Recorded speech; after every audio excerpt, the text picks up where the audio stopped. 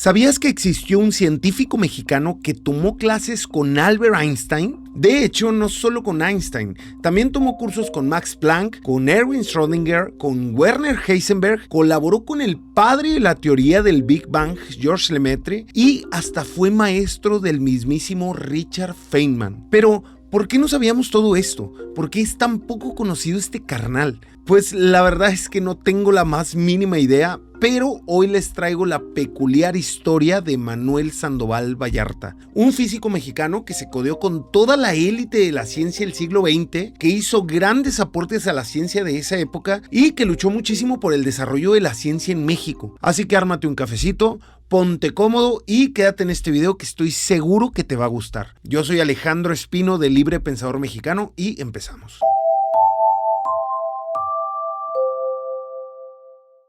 La ciencia es algo hermoso, algo bien hecho, pero sobre todo algo muy útil. Sin ella la vida en la Tierra definitivamente no sería igual. Y algo muy interesante que siempre me llamó la atención es que esta ciencia siempre se desarrolló principalmente por las mayores potencias del mundo, o al menos así era a principios del siglo XX. Si no, pónganse a pensar, los científicos más importantes solían ser ingleses, alemanes, franceses, italianos y más recientemente estadounidenses. Pero ¿qué hay de México? ¿Acaso en México nunca existieron personas con talento que pudieran convertirse en grandes científicos? ¿No existía alguien que hiciera algún buen aporte a la ciencia o al entendimiento del mundo? Pues justo esa es la pregunta que me hice hace un tiempo y me encontré con esta gran historia. La ciencia en México comienza gracias a Manuel Sandoval Vallarta. El pequeño Manuel nació en la Ciudad de México en el invierno de 1899. Su padre era un distinguido abogado y director de la Lotería Nacional y su madre era hija de un famoso jurista y ministro de Gobernación de Benito Juárez. Una familia acomodada, de dinero. Esto fue clave para que Manuel recibiera la mejor educación disponible en ese momento. Primero en el Instituto Franco-Inglés, en donde tuvo compañeros que también figurarían en la historia de México, como el famoso muralista David Alfaro Siqueiros, y después en la Escuela Nacional Preparatoria, donde se formaría con unas excelentes bases. Pues para los 12 años, Manuel ya hablaba español, inglés, francés, además ya contaba con conocimientos sólidos de geografía,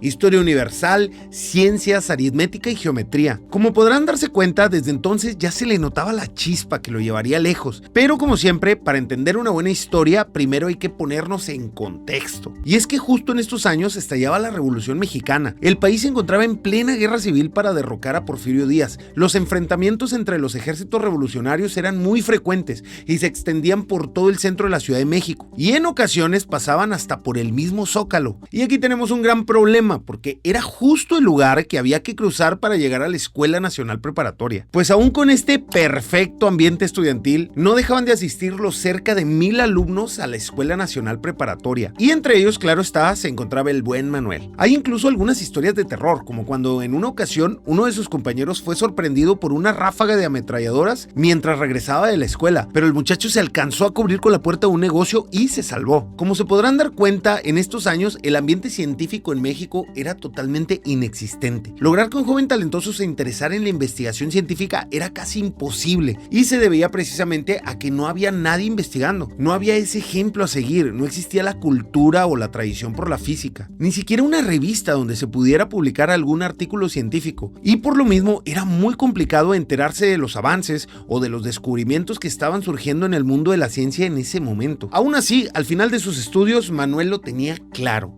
quería estudiar la carrera de física, pero México pues claramente no era opción. La decisión más lógica era Alemania, Francia o Inglaterra, ya que aquí se encontraba el centro mundial de la actividad de investigación en física. Pero para 1917, Europa se encontraba inmersa en la Primera Guerra Mundial, por lo cual quedaba totalmente fuera de toda duda ir a estudiar al viejo continente. Así que Vallarta terminó decantándose por el famoso MIT, o por sus siglas en inglés, el Massachusetts Institute of Technology. De esta manera, Manuel tomó un tren en el verano de 1917 y se lanzó hasta la ciudad de Boston en un largo viaje que repetiría muchas veces en su vida. La vida en el MIT fue bastante bien. Tuvo excelentes maestros y su dedicación en los estudios era impecable. Solía pasar temporadas de 10 meses en Boston y luego viajaba a México en el verano para estancias cortas. Para junio de 1921 se graduó como ingeniero electroquímico. Algo curioso que sus primeros estudios hayan sido ingeniería cuando él prefería la física, pero esto se debió a que la física aún no era de muy alto nivel en el MIT, y la neta también porque era más fácil ganarse la vida como ingeniero y no tanto como físico. Pues ya graduado, Manuel continuó con sus estudios en el MIT, y aunque sus primeros trabajos de investigación eran modestos, ya se dejaba ver su habilidad y su intuición. En una ocasión se le acercó Vannevar Bush, el cual se volvió famoso por llegar a ser quien controlaba toda la investigación de carácter militar en los Estados Unidos, incluido el proyecto Manhattan. Pues Bush se le acercó a Manuel porque vio en él grandes cualidades académicas, así que le sugirió que investigara acerca de un tema relacionado a la manera en que se comportan las corrientes o señales eléctricas en los circuitos. En esos años, estos problemas se resolvían con un tipo de cálculo desarrollado por el inglés Oliver Heaviside. Lo preocupante era que este tipo de cálculo tenía unas bases más bien intuitivas que rigurosas. Pues Manuel se encargó de esclarecer este misterio en un artículo que publicó en 1926, el cual fue bien recibido por el mundo académico y que de hecho llamó la atención de historiadores de la disciplina tiempo después. Pues Bush no se equivocó y nombró a Manuel como su asistente de investigación, por lo cual trabajaron juntos en su laboratorio analizando corrientes eléctricas de alta frecuencia en conductores, sobre todo en el estado transistorio, que era un tema de mucho interés en esos años, ya que era fundamental para mejorar las comunicaciones por cable submarino que en aquel tiempo se tendían por el fondo del Atlántico. Y bueno, aunque a Manuel lo mantenía ocupado este tipo de asuntos con Bush, lo que a él realmente le apasionaba era escudriñar los secretos de la naturaleza, comprender el comportamiento fundamental de la materia, los átomos, el espacio y el tiempo. Era para eso que había decidido partir de México. Es por eso que en paralelo a los trabajos con Bush, Manuel comenzó a seguir muy de cerca cada gran noticia que surgía en el mundo científico y profundizó rigurosamente hasta el cansancio en cada una de ellas, como el descubrimiento del electrón por parte del británico J.J. Thomson, también el famoso experimento de Ernest Rutherford, con la que descubrió que la mayor parte del átomo consta de puro espacio vacío, regalándonos esta imagen que pues es la más famosa del átomo, y también profundizó en el trabajo de Niels Bohr, quien le había dado orden al modelo atómico de Rutherford, demostrando cómo los cuantos propuestos por Max Planck algunos años antes son esenciales para explicar el funcionamiento del átomo y su respectivo espectro de colores. Se hizo experto en las teorías de la relatividad especial y general de Albert Einstein y estudió muchos artículos de grandes científicos como Planck,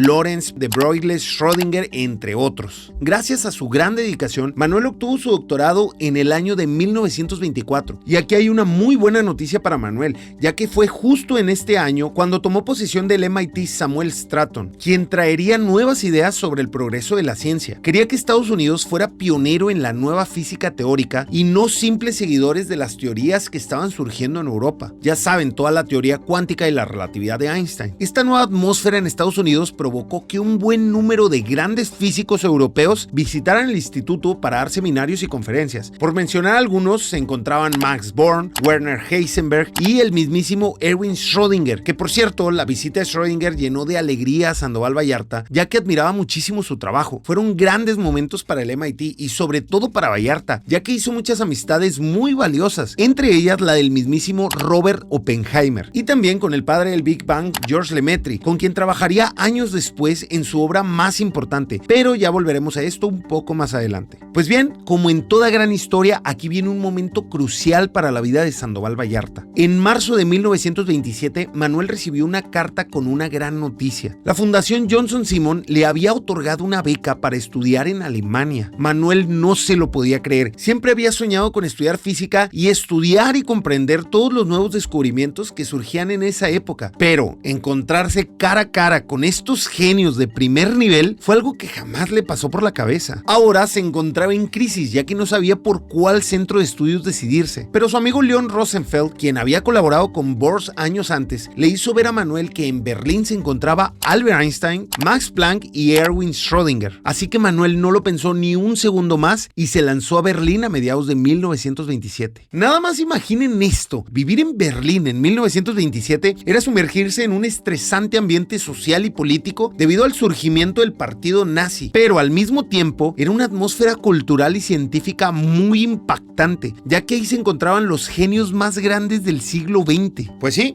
ahí estaba un mexicano en medio de una de las élites científicas más grandes de la historia. Y aunque había riesgos por los frecuentes enfrentamientos callejeros por parte del partido nazi, Manuel jamás se encontró en una situación de peligro real. Aparte, Manuel ya tenía callo con esto de los balazos. Recuerden que esquivó varios enfrentamientos en plena Revolución Mexicana. Manuel tuvo el privilegio de tomar la última clase de electromagnetismo que impartió el mismísimo Max Planck en su vida. Llevó relatividad nada más y nada menos que de la boca de Albert Einstein. Es que no puedo ni imaginarlo. El creador de la teoría de la relatividad impartiéndote la clase de relatividad.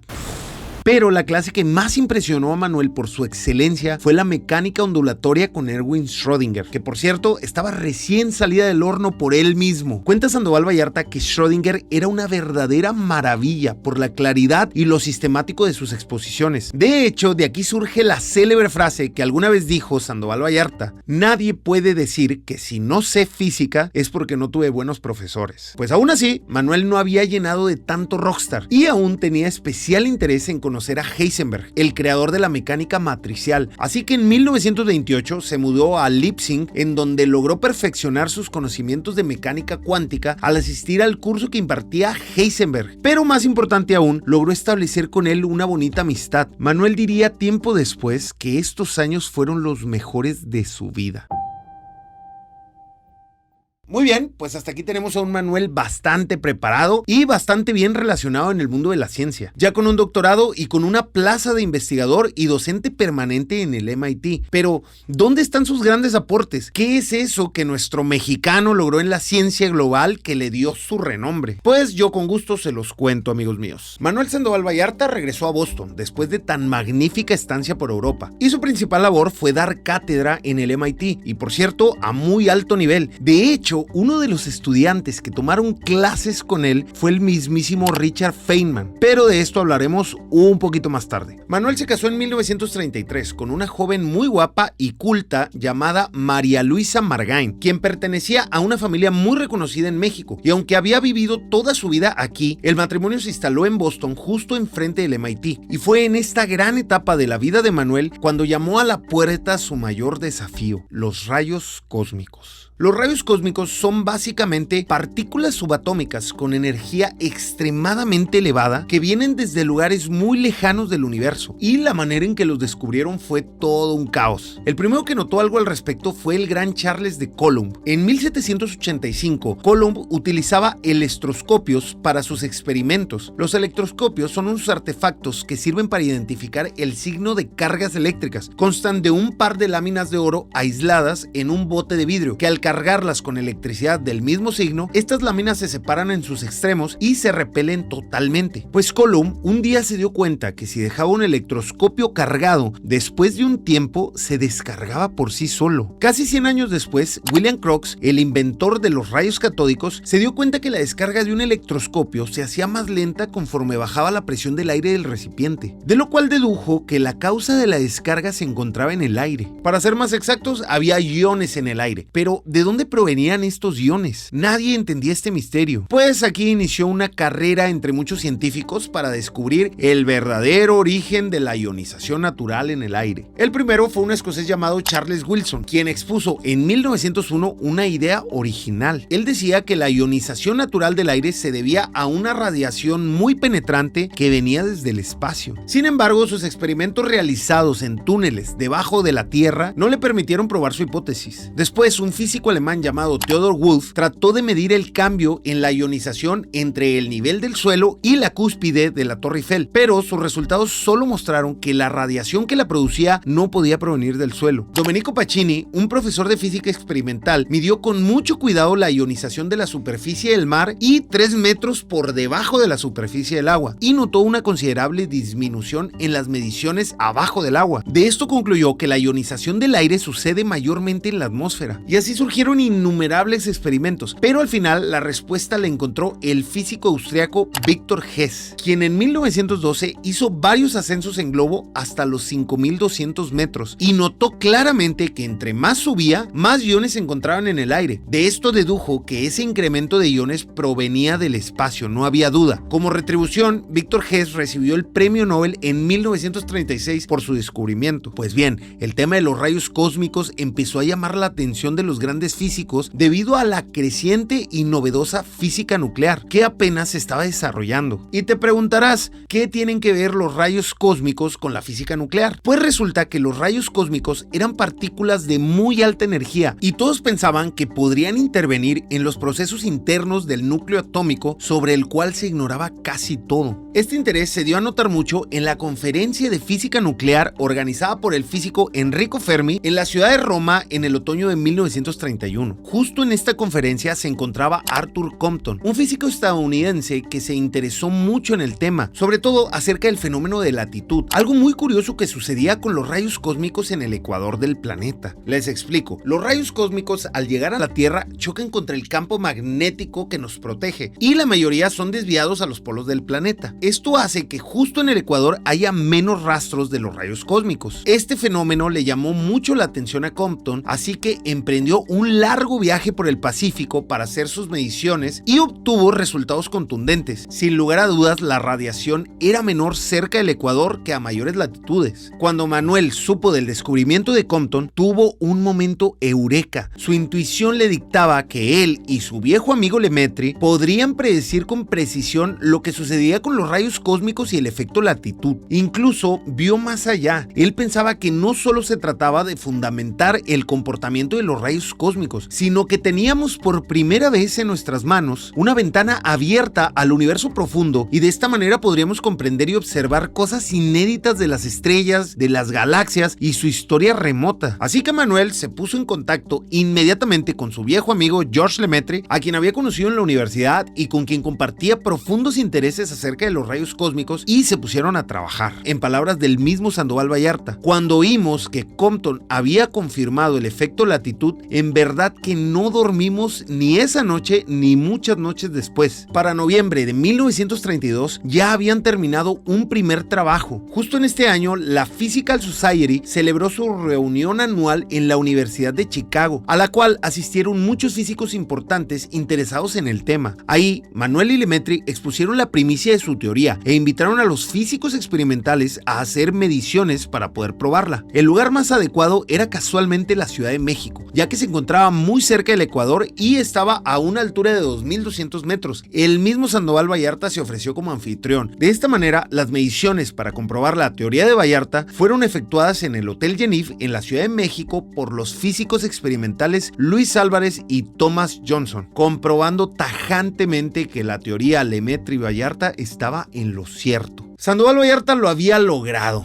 había hecho su pequeño y modesto aporte a la ciencia de la mano de su amigo Lemaitre. Y ustedes dirán, ¿cómo? Pues realmente ellos fueron los que sentaron las bases rigurosas del comportamiento de los rayos cósmicos, un fenómeno muy estudiado en la actualidad. Por hacer una comparación y guardando las proporciones, es como hoy sabemos que existen los agujeros negros gracias a la teoría de la relatividad, pero pues prácticamente si Einstein no hubiera sentado las bases de la teoría de la relatividad, pues no sabríamos que el día de hoy existen ondas gravitacionales. Y pues bueno, Lemaitre y Vallarta siguieron trabajando juntos durante cerca de 6 años, en los que hicieron 5 publicaciones al respecto. Después Lemaitre tomó otro rumbo académico, pero su amistad duró toda la vida. En cuanto a Manuel, pues dedicó en total 30 años a consagrar su teoría mientras seguía activo en el MIT como docente. Algo curioso que quería contarles es que en estos últimos años en el MIT, Manuel dirigió el trabajo de un estudiante de 21 años que después se haría famoso, el gran Richard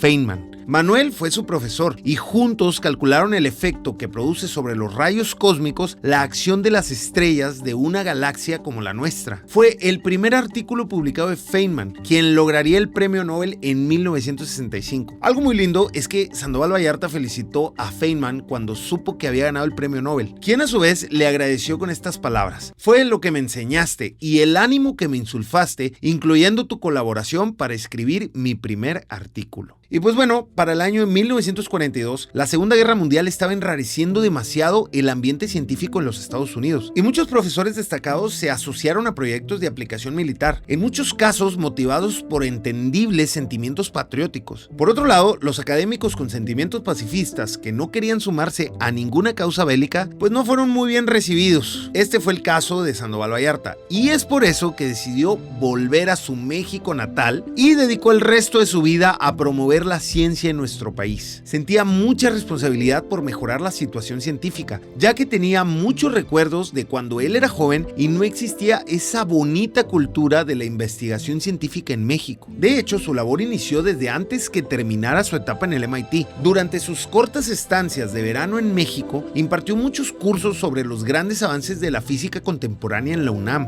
Gracias a sus esfuerzos, se fundó el Instituto de Física y fue su director en 1944. Además, fue nombrado director del Instituto Politécnico Nacional IPN. Buena parte de sus esfuerzos estuvieron concentrados en asegurar el uso pacífico de la energía nuclear, tanto que llegó a ser presidente del Organismo Internacional de Energía Atómica. Fue honrado en 1952 con la Medalla de la Legión de Honor que otorga el gobierno de Francia, y en 1961 ingresó como miembro de la Academia Pontificia de Ciencias, en donde fue recibido por el Papa. Esa fue una ocasión especial para Manuel, porque quien presidía en ese momento la Academia Pontificia era nada más y nada menos que su amigo Georges Lemaitre, ya elevado a la distinción de Monseñor. Incluso, Manuel tenía el sueño de crear una Inter-American Academy of Science, con el fin de reunir a los mejores científicos de todo el continente, cosa que al final no le fue posible por falta de fondos. Pero imagínense lo que hubiera sido tener una academia como la Royal Society de Londres, pero en Latinoamérica. Manuel trabajó por muchos años para dejar arraigada en México la tradición de una ciencia de primer nivel. Era fiel creyente de que una tradición científica se construye por medio del vínculo maestro-discípulo. Se cuenta que mientras Einstein era profesor en Berlín, acostumbraba a invitar a sus alumnos a su casa para tomar el té una vez al mes, y es muy seguro que Manuel disfrutó de tales reuniones cuando llevó clases con el gran físico. Quizá en recuerdo de estas veladas, muchos años después, y ya establecido en la Ciudad de México, Manuel solía invitar a comer a su casa de la calle Tabasco en la colonia Roma a varios jóvenes físicos. Hoy, ya que han pasado más de 100 años después de que Manuel dejara la Escuela Nacional Preparatoria para emprender su viaje al MIT, se cumplieron gran parte de sus mayores anhelos, pues hoy son decenas los centros de investigación científica que existen en México, y los físicos haciendo investigación en ellos suman varios millares. La tradición de hacer buena física hoy está bien arraigada en México, y lo podemos notar en cada estudiante exitoso de nuestro país. Manuel murió en la Ciudad de México el 18 de abril de 1977, y 11 años después sus restos fueron trasladados a la Rotonda de las Personas Ilustres en el Panteón de Dolores. Pues amigos, esto ha sido todo por hoy. Espero les haya gustado este video, que me tomó mucho esfuerzo hacer y mucha dedicación, pero pues la verdad es que lo disfruté mucho. Espero ustedes lo hayan disfrutado igual, y recuerden que todo lo que aquí publicamos pues tiene fuentes, así que no crean que esto me lo saqué de la manga. Si quieren saber un poco más acerca de la historia de Manuel Sandoval Vallarta, pues les recomiendo mucho este libro. Aquí se los voy a poner, a ver si se alcanza a ver. Su nombre es Destellos del Cosmos, escrito por Fernando del Río Asa, un físico también. Aquí viene toda su historia, está muy chingona su biografía. La verdad es que estoy fascinado, estoy contento, estoy feliz, estoy impresionado, porque pues no pensé que existiera una historia tan increíble relacionada a la ciencia con un mexicano. Pero bueno, pues ya ven, siempre hay algo nuevo que compartir por aquí. Déjenme en los comentarios qué les pareció. Compártanle este video a alguien que creen que le puede interesar. También no olviden compartirlo, darle like, y pues ya saben, todas estas cosas que ayudan a que el algoritmo pues muestre los videos un poquito más. Y pues no olviden suscribirse. Si llegaron hasta acá, si llegaste hasta acá, no olvides suscribirte. Y pues bueno, nos vemos hasta la próxima. Bye.